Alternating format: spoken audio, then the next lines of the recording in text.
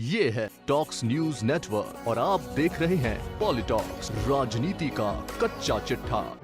उत्तर प्रदेश के साथ 5 राज्यों में होने वाले विधानसभा चुनाव में कांग्रेस की राह पहले से आसान नहीं है।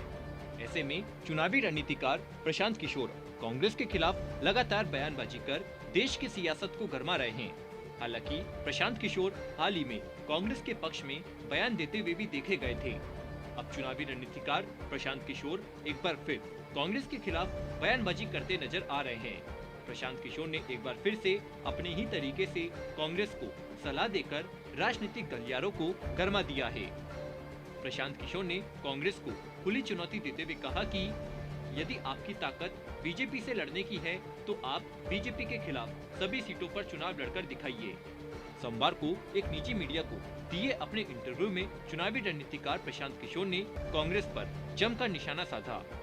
प्रशांत किशोर ने कहा कि कांग्रेस पार्टी भले ही एंटी मोदी और सेकुलरिज्म को लेकर राजनीति कर रही है, लेकिन उससे अलग दूसरे क्षेत्रीय दल अगर बीजेपी को हरा रहे हैं या बीजेपी के खिलाफ लड़ाई लड़ रहे हैं तो कांग्रेस उन्हें ही बीजेपी का एजेंट करार दे देती है।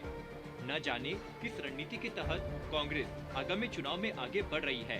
कांग्रेस को चेतावनी देते हुए प्रशांत किशोर ने कहा कि यदि आपकी ताकत बीजेपी से लड़ने की है तो आप बीजेपी के सभी सीटों पर उनके खिलाफ लड़िए।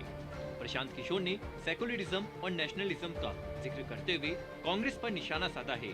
पीके ने कहा कि जैसे देश में नेशनलिज्म का सर्टिफिकेट देने का ठेका भारतीय जनता पार्टी ने ले रखा है, वो ही बताती है कि कौन देशभक्त है कौन नहीं।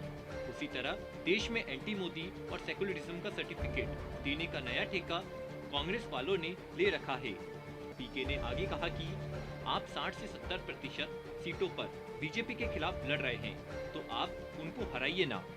आप क्यों छोटे मोटे लोगों के चक्कर में आप पड़ रहे हैं। आपको बता दे, इससे पहले भी कई बार प्रशांत किशोर कांग्रेस के खिलाफ बयानबाजी करते नजर आए हैं। साथ ही कई मौकों पर प्रशांत किशोर ने कांग्रेस को सलाह भी दी है।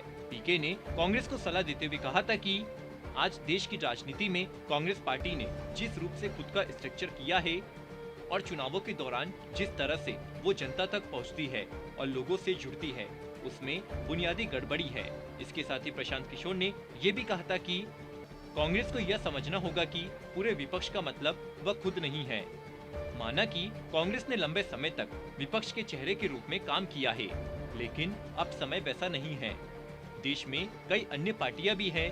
ऐसे में कांग्रेस को मिलकर यह तय करना चाहिए कि पार्टी का अध्यक्ष किसे बनाना चाहिए। पॉलिटॉक्स ब्यूरो, दिल्ली। ये है टॉक्स न्यूज नेटवर्क और आप देख रहे हैं पॉलिटॉक्स, राजनीति का कच्चा चिट्ठा।